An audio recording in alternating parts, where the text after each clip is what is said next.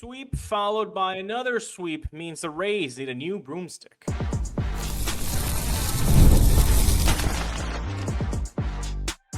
You are Locked On Rays, your daily Tampa Bay Rays podcast. Part of the Locked On Podcast Network, your team every day. He's Ulises and I'm Kevin Weiss. And today's episode is brought to you by FanDuel. Join all the action at FanDuel.com to play daily dingers to make your free pick on who's hitting a home run this MLB season. Later on today's show, the rotation is going through some IL issues. In a few minutes, the offense started waking up with the West Coast trip. But to start, another sweep for the Rays. The Rays are on their sixth winning streak of at least 6 games. I'll say that again. The Rays are on their 6th winning streak of at least 6 games. What does that mean, Kev? They win, and they win a lot, and they win a lot, followed by another win, and another win, and another win, and another win. And that's exactly what we've been seeing in the West Coast trip. It's been fantastic. Obviously, it started in Colorado. In 3 games. You can put that down as like, hey, the Rockies are one of the worst franchises, not only of this season, but of the last handful of seasons. Yeah. So, you're going to have a lot of that noise in the background, but guess what? You still have to go out and sweep them. But then you go to the Mariners, who are underperforming this season heavily. And guess what? They don't have the issue with pitching in course. No. They have a really good pitching staff, and it's really tough to get some offense there. And yet the Rays, again, sweep their competition. The sweep was their major league leading 12th, which is 2 shy of the franchise most for a season. And first in Seattle since 2019. A lot of firsts are happening for the Rays this season. That's really good. It is interesting because the first sweep in Seattle since 2019, it makes sense because even when the Rays were really good since 2019, for some reason, there had always been some sort of struggle in Seattle. And maybe some of that is the travel, the environment. But I think there were times where it's like, man, how did we get swept in 4 games against Seattle? And we're supposed to at least win that series. So that was a good marker. What I really enjoy about what the Rays are doing right now is they've found ways to win and ultimately sweep in different ways. Coors, it's like, hey, just hit homers, score runs, make it into a football score. Where the Mariners, like you mentioned with the pitching staff, you're really going to have to scrounge together whatever you can offensively and hold tight, because you might have a 3-2 game or a 4-3 game or a 2-1 game. And that's pretty much what the Rays were able to do. They were good enough to cobble together the victories. Thank you in part to Ian Seymour and Drew Rasmussen and a mixed match bullpen, which we'll get to Griffin Jax, why I wasn't able to pitch in that game. But it really all came together. And yes, you'd like to see, the Rays score 6 or 7 or 8 runs, but sometimes that's not what the doctor ordered. And you just need a couple key hits here or there, a solo homer here, there early in the game, give yourself a little bit of a cushion, and then close it out from there. And that's what the Rays did. So who says that the Rays can't win the division or compete for a World Series? Because as far as dominating series, they're doing that right now. They're dominating, and now they got 71 wins on the years. They're 71-46. Impressive record. Now, you did mention a name that I think we should just pause for a little and give flowers to, Ian Seymour. The last 3 outings, I'll read it to you guys, his line. Against Texas, he pitched 4 2/3, 2 hits allowed, no runs. Against Colorado, during this road trip, 6 innings, 2 runs allowed. And now against Seattle, 6 innings, 5 hits allowed, 1 run. I mean, he's been impressive these last 3 outings. But when you look at the totality of his season, with a 4.08 ERA, a 3.74 FIP, walking 8% of his batters face, a 1.113 WHIP. I mean, you put this all together, and quietly, Ian Seymour is putting up a very nice 2026 season for him, that if he keeps going this way, it's going to be a very interesting situation where I know he's not going to be a guy in the playoffs as a starter, but he will make it interesting enough for the Rays to maybe make a surprise move if need be. Yeah, and kind of depending on the matchups as well, if you can take advantage of some lefty on lefty, that could work in Ian Seymour's favor. And yeah, it's great to see, and hopefully he can keep it up because he's never gone this far in a major league season. I mean, how many innings did he pitch last year in the majors? Like 57 or something like that. So now he's up to 90 and he's showing no signs of slowing down.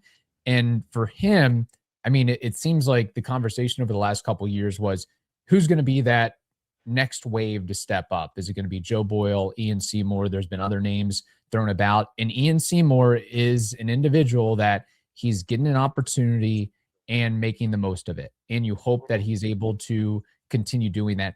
Is he ever going to be a number one or a number two? Time will tell.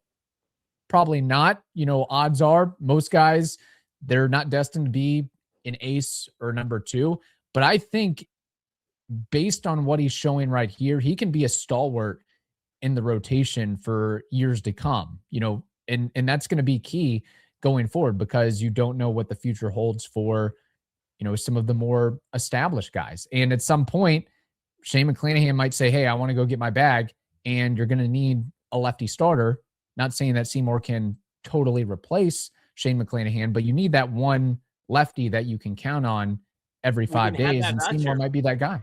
We didn't have that last year, you know, with the lefty until he came up. But with Seymour, I think the last step, which I don't know if it's going to happen this season, but the last step into his graduation into the rotation would be take me off openers. Because like I said, on that 4 2/3 innings, a pitch against Texas, he didn't actually start that game, right? So I think that'll be his last step in the evolution of, am I a guy for the rotation and not just be a Yarbrough or a Fleming or a Chirinos, is like make that big graduation step of like, no, I don't need an opener. I'm a guy. You can put the ball on me and I can throw 5-6 innings strong. Now, he's shown that he can do that here and there.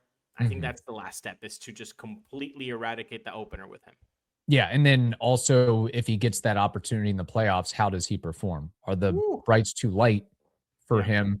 I mean, it's one thing to handle a start in Colorado in August, but what are you doing in October against the Yankees or some other opponent like that? But he's definitely been a key piece for much of this year for the Rays. And I mean, based on what we'll be discussing in the third segment, the Rays will probably need him to keep giving you, 5 2/3, 6 1/3 innings of quality ball. And we'll see how it shakes out from there. But the Rays, I think, as of today, based on their record, are on pace for 98 wins. So they are doing the thing right now. Insane that's the track record. I do want to read you guys a quote from Cash regarding Ian Seymour. He says, I think he knew going in, given how the bullpen was being used, especially Saturday, that he needed really to step up. Thought he did after the second or third inning, but just a tremendous effort by him. Kind of got locked in after the second and limited them, gave our offense some time to score, and that's exactly true. The first 2 innings, a lot of pitches were used by Seymour, but then he settled down and gave 6 innings after a day where you had to really utilize your bullpen. So really cool for Ian Seymour. Again, that's just another step in the many steps that you need to graduate. That's something that, hey, the bullpen was used heavily yesterday. Right. Put the team on your back. Give us 6 strong, and he did that. Yeah, no, that's huge. And sometimes young pitchers where they have that first bump, that first roadblock, and they unravel. But the fact that, hey, he can grind through and do what needs to be done, hey, you're going to give up home runs. You're going to give up hits. You're going to have innings where you're throwing 30 pitches. But how do you recover and move on from that, whether aside from that being the focus and it ruins your whole start? So that's going to be something to watch out for as well. Meanwhile, there's nothing like a good course trip for the Rays offense to wake up. A big thank you to our friends at Amazon for this limited break. This back to school season, spend less on your kids with Amazon. We all know how crazy the back to school shopping experience can be. It starts with a few items on the list, and then suddenly you're shopping for supplies, clothes, lunch gear, tech, and about 10 other things that you didn't see coming, and it adds up fast. And you know what? It turns to be 9 p.m. the night before school starts, and somebody suddenly remembers they need folders or notebooks and markers and apparently 12 other things that nobody mentioned until now. And nothing gets the heart rate up quite like emergency school shopping. And I'm convinced Prime's Delivered Tomorrow Before 7 a.m. feature was created exclusively for parents in this moment. So remember, with Amazon's low back to school prices, just spend less on your kids, because every dollar you don't spend on them is a dollar you haven't spent on them. So shop back to school at Amazon and spend less. Thank you for tuning into Locked On Race and making us your first listen every single day. The offense has woken up, Kevin, during this road trip. My goodness. I mean, sweep after sweep, you would say, yeah, obviously. But when you look at the scores, 13 runs, 9 runs, 4 runs, 2 runs. Hey, what happened there? Oh, it's Seattle. 3 runs, 4 runs. Like, they even got it done in Seattle there on Sunday with 4 runs. And on Sunday, I do want to highlight a couple things. But first, it's so good to know that the Rays saw the lineup issue just as we did. Hey, guys, it's thin. Junior needs help behind him. Yes. I know it's now really cool to think line of protection doesn't really exist. That's what the beatniks are saying. Fine. Right. Great. Go read Jack Kerouac. Yeah. Cool. But in baseball, we know that it actually does matter, because common sense tells you, do I pitch to a 45 home run guy, or do I face somebody that's not hitting 45 bombs behind him? It's really common sense. You don't have to overthink this. The Rays did something to elongate that lineup, and we've seen it pay off twice already with Liam Hicks now. And on Sunday, it was so great. They intentionally walk Liam Hicks. Oh, you think that the lineup is a little thin, Seattle? Well, no, not anymore, because we made a big move for Liam Hicks, and then he comes through right after that and makes him pay with a 2-run hit. Just elongating that lineup is so good. And when you have a Chandler Simpson mixed in there that is really hot, that has been incredibly hot since June 19th, now you're talking not only the big three, but you add Liam Hicks, you add Chandler Simpson. Now it's a lineup that has a lot of thickness for the other opposing manager and pitching staff to say, okay, how do we get out? How do we get outs here? Right. Yeah, it just makes it all the more dynamic, because not only, and we've talked about this with Liam Hicks, you're getting a guy who has some pop and has the ability to protect some of the big guys in the order, but he's also not going to be a home run or strikeout individual.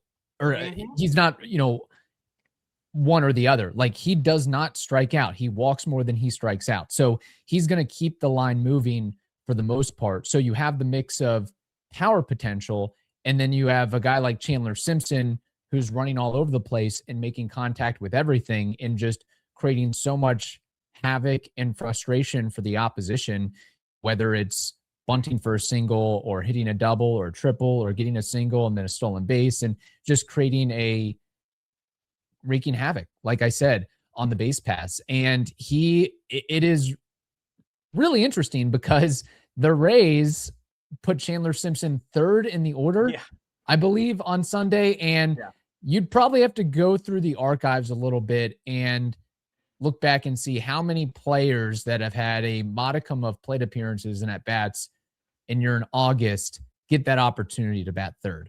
Well, of course, the Rays have their reasoning for that, and they want to be creative and all that, but it worked out because he went for 4 for 5, and he's raised his average to 304, which is actually higher than Yandy Diaz. And Simpson, yes, he's not going to hit homers. We know that, but he does have a little bit of run creation component to him. I mean, he's got, a decent number of RBIs since he's been batting, 379 over the last month or so. And, when you look at his numbers since June 19th, he's almost a 2-WAR player since that time. But his slash line is so funny. 379 batting average, 395 on base, 458 slug. So basically, when he gets on base is because he's getting hits. Now, obviously, you would critique that, but the fact of the matter is he's just such a singular outlier type of player. Yes. You can't put him in the same bucket as other players. No other player can basically have the majority of his hits be infield hits. Like, that just doesn't happen. We don't just see that day in, day out. That he's just an outlier, which makes him so fun. When he's on fire, he's such a must-watch, cannot miss an at-bat sort of guy. That was his last line. 17 stolen bags since June 19th. Remember that big drought he had? Well, guys, that's done and over with. 31 bags stolen this year. I think, Kevin, when you look at these numbers for the whole team, though, and I'm sure that you have some guys to highlight, this whole road trip has been fantastic for each and every single one of them. Yeah, and especially Richie Palacios, who we saw perform over the weekend, but he has really done big things of late. And I don't know, maybe it's just he's getting more opportunities and he's settling in, or maybe he saw all the media outlets and all the people on the radio and television saying, hey, the Rays have to have a second baseman. Luis Arias or bust. And maybe Palacios said, hey, I'm going to take this upon myself to show to everyone that I am a verifiable major leaguer. Having said that, you could have a situation where he's just hot right now and then he gets cold. But let's hope that he can keep it up and he doesn't have to be the guy. If he can just be a compliment, that's really all you need and all you're looking for. Really, up the middle, that's really all you're looking for is, guys that, aren't a black hole in the lineup, so to speak. But he has really put up impressive numbers over the last week or so. Sources are telling me that apparently he got a little bit of a jump in confidence when somebody in a podcast said that he could be the Logan Forsythe of 2015 and have a 4-WAR season.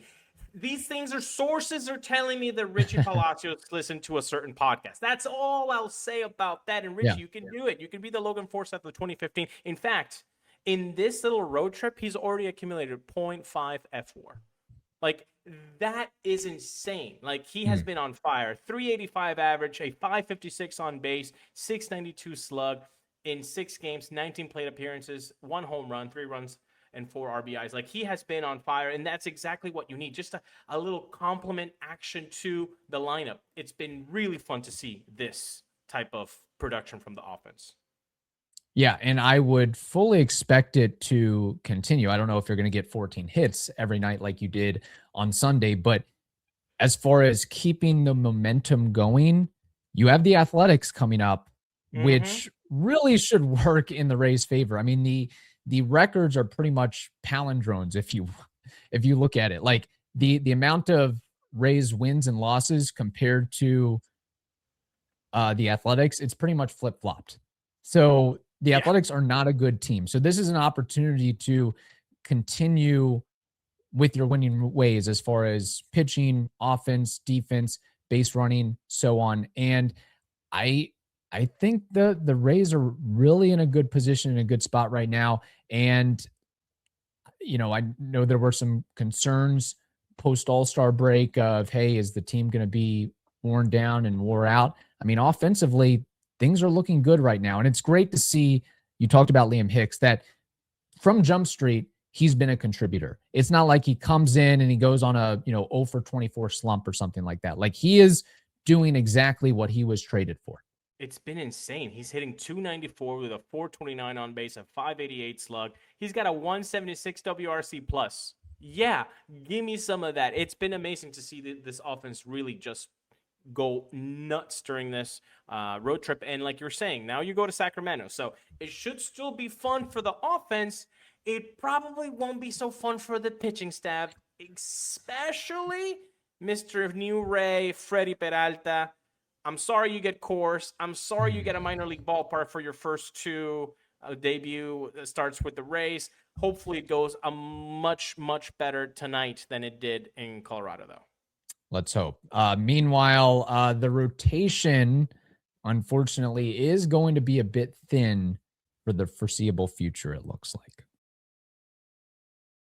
Baseball fans, if you think you know who's hitting a home run, FanDuel is giving you a free chance to call your shot with daily dingers. It's easy to play. Just make your free pick for who you think will hit a home run in their game. If you're right, you'll receive a profit boost to use on your next bet for a chance at extra winnings. Best of all, you can make a free pick every day throughout the MLB season. Daily Dingers is another fun way to stay engaged with everyday's games, whether you're following your favorite team or keeping an eye on matchups across the league. So, are you ready to play your game today? Join all the action at FanDuel.com. That's FanDuel.com to play Daily Dingers and make your free pick on who is hitting a home run. Play ball and swing for the fences on FanDuel, an official partner of the MLB. Running a business shouldn't feel like you're trying to connect a bunch of systems that were never designed to work together. One app for accounting, another for inventory, another for sales,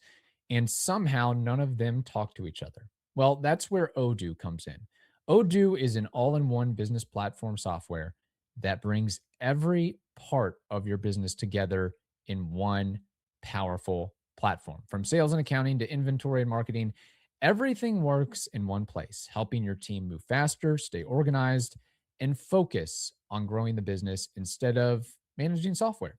The best organizations know that success isn't just about talent, it's about having everyone working toward the same goal. And that's true in sports, just like in business. Great organizations win because operations matter, and that's why you should get Odoo. Try for free today at odoo.com/locked on. That's odoo.com/locked on. Thank you for listening to the Locked On Rays podcast and making us your first listen of the day. We appreciate it. What we don't appreciate is that Griffin Jax will be missing some time. He was placed on the 15-day IL with right elbow discomfort after being scratched from Saturday's start. Hence, the Rays had to put together 7 arms to get through that game. Now, initial imaging shows it's non-ligament related, which Jax viewed as a best case scenario, but the Rays are sending him to an elbow specialist, Keith Meister, for further evaluation. That is supposed to happen this week. And then Rays manager Kevin Cash expects some more clarity later on this week, maybe Wednesday or Thursday. So basically more time is needed to figure out what is wrong. So we really can't assume that this is a minor issue, but what we can say is that we sort of saw the writing on the wall, and now everyone should understand. I mean, there was already a need, whether a guy gets hurt or doesn't, you need another starter in the rotation, and that's what the Rays acquired in Freddy Peralta. But you looked at the innings output from Griffin Jax this season, and you're thinking, okay, you compare what he's done last year to now. He used to be a reliever. Is he ready for the additional workload? Is there going to be a point where some sort of issue, minor or major, shows up? And now in early August, we're starting to see that. So, It shows up, yeah. we hope that everything's good because Griffin Jax has been a key piece, but we also had to come in understanding that, hey, can you really expect this guy to, be unfettered for 140 innings from start 1 to start 30? And yeah, he didn't make it to 100 innings and before, going to the IL. 91 and 2/3 innings for Griffin Jax. Shane, who was at 99 on the dot, also on the IL. However, Shane is scheduled to make another simulated game / rehab before returning to the rotation, which means you're going to need some bodies. We're down 2 guys right now. Yeah. So, you just had a bullpen day for Jax. So, Okay, fine. That was on Saturday, so you can, deal with that, push that into the back burner a little bit, but not too much. And Freddie has taken Shane's spot, so you're okay there. But who do you bring up? I mean, they brought up Michael Grove on Sunday, Yeah. but somebody's gonna need to take those innings on. And look, I would rather be conservative than be like the seal clappers and say everything's fine. Jax is gonna be back in no time. Like, all right, that's for them. I'm gonna be a little bit more cautious and say, what do we do as a plan? What do we do as a plan? Because we were really enthused about Joe Boyle. You know who's also enthused about Joe Boyle? AAA hitters are excited. Yeah, he's not doing well in AAA when he's on the mound. They're mighty happy, and that's not good. Mason Englert has some nice stuff, but it's not really what I want on the mound every 5 days, at least not right now for Mason. And Jesse Scholtens was really nice to have in the beginning, but is that a flash in the pan? Is that it? And the trade deadline is gone. So I am a little bit concerned about what to do if Griffin Jax does actually step off, because the alternative is not as great. Now, if we want to take the best case scenario in the reality world, is that Shane comes back and then Freddie just slots into that Griffin Jax position, and we have nothing to worry about. Now, that I think would be the best case scenario. But let's just hope that that's what actually happens and Shane comes back and he's healthy and we don't have to worry about that. Yeah. And I think the thing is that you're ultimately at some point going to need 5 true starters. Again, I don't know how you can keep getting away with, we're going to roll out 7 bullpen arms every 5 days. I mean, depending on how well, if Rasmussen and Seymour and Peralta are throwing complete games, then, that'll rest up your bullpen. But it's not a great position to be in. And like you mentioned, the names, the bullpen is going to be trash by September 28th, by October. Like, you can't do this, Kev, right? Like, and we remember the Nick Anderson experiment and how he just something like that died in the playoffs. So, it's really difficult right now to see how the Rays are going to make this all work. I mean, you hope there's somewhere, whether in the majors or the minor leagues, that, maybe you have an opener and then you have one guy or 2 guys that can, put together 2 2/3 or 3 innings. Like, just you might just have to patchwork it. And let's hope that Griffin Jax is fine and Shane McClanahan's fine. But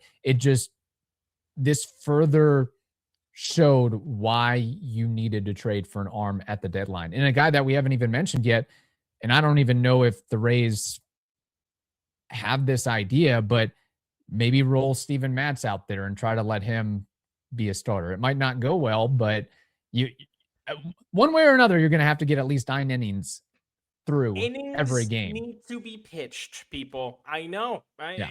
People are like, no, innings need to be pitched. And there is some sort of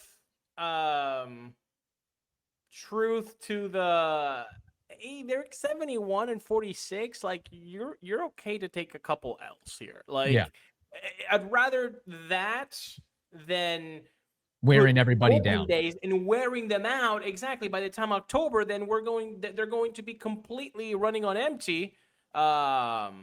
And that's just not a situation you want to have in October. You want to have a fresh bullpen, which the Rays always get themselves behind the 8 ball on their bullpen freshness. Because why? Well, they insist on these guys just only pitching 5 innings and 5 1/3 and not just giving them a little bit of a leash when there is leash to be given. So then that's another position. So, it might be a Steven Matz situation, but hopefully best case scenario is Griffin Jax comes in back in a month or so, and Shane comes back healthy, and then Freddy Peralta just takes Griffin Jax. That would be best case scenario. But like you said, Kev, tremendous move by the front office in getting a guy who's usually healthy, who will usually post. Not great season, but has tremendous upside like Freddy Peralta has. And you wonder, again, I mean, there now is a little bit more pressure on Peralta and Seymour and Rasmussen and Martinez that, hey, we need you to go deep as deep as you can to get us through this situation. And, you hope that the Rays work it to where if they have to, take a couple L's, that it's not against teams in your division, that, if you have to take a L or two against the Athletics, all right, so be it. But it's also kind of a moment for the offense to say, hey, all right, Michael Grove or whomever's on the mound, we need to start scoring some runs. We need to put up a 7 spot to get through this. So it will be interesting to see how it all works and shakes out. And I'm sure the Rays have some tricks up their sleeve to get through this rough situation with the starting pitching injuries. What would you do, Kev? What would be your alternative? I know we're about to run long here, but just like if you had the choice of what to do with Griffin Jax before Shane McClanahan comes back, and you can just put Peralta in there, let's say for the next 2 starts, what does Kevin Weiss do? Who I'm calling up and giving an opportunity to? Is it just like opener and Michael Grove and just have fun, kid? Yeah, I mean, I would honestly, I know that Joe Boyle is struggling mightily in AAA, but I want to kind of see him in the bigs because it could also be that, I don't know specifically what his issues are, if he's just walking a bunch of dudes, but a guy with that extension and that size and that fastball, I mean, maybe a spot start here and there, teams aren't ready or prepared for it. And maybe he's just, I don't know what it is. I mean, there's really not many good options between Michael Grove. 0 to 10. Michael Grove. How excited are you on the Michael Grove excitement meter? 0 to 10. Kevin Weiss. 3. Okay. What about you? 5.8. Okay. All right. So you're giving him a little bit. Hey, there's been many a guy that you don't really know much about or hasn't had a lot of success. I mean, he is a guy that has been in the majors and did play for the Dodgers. So, I mean, I guess that probably is your best option then. Even though he's, only, he's pitched very sparingly for the Rays. He did get more opportunities with the Dodgers. They didn't go very well, but he's a guy that maybe, you can at least get some innings out of him, and hopefully the offense can score enough runs to get a victory. But whatever you have to do, like we say, you're going to have to get through 9 innings. So you're going to have to do it. You're going to, and maybe there's going to be a lot of Durham shuffles. Hey, we're just calling up new guys all the time. Michael, you gave us 3 innings. Okay. Joe Boyle, you gave us 4 innings today. All right. Jesse Scholtens, you give us 3 today. Yeah, maybe. Yeah. We'll see how it all goes. And we need to get that medical report on Griffin Jax, Shane McClanahan. And let's hope it's all good, because then it'd be great to have Peralta and all the other guys in tune with McClanahan and Griffin Jax. I mean, what you really need those guys for is the playoffs, though. So really, even if the medical report comes out swimmingly, I would think the Rays still want to be somewhat semi-conservative, with usage on those guys, so they have enough juice. Which it seems that they did the same thing with McClanahan. Like, they took it kind of easy with McClanahan. Like, hey, a little tweak. Okay, buddy, no worries. Shelf for 3 weeks. We'll come back healthier. Yeah. Yep. That's the situation. All right. Thank you for making Locked On your first listen every day. For your second, find the all-night Locked On MLB Game Night, every game, every night until a World Series champion is crowned, on YouTube or wherever you listen to podcasts. Stay safe, and we will talk to you tomorrow.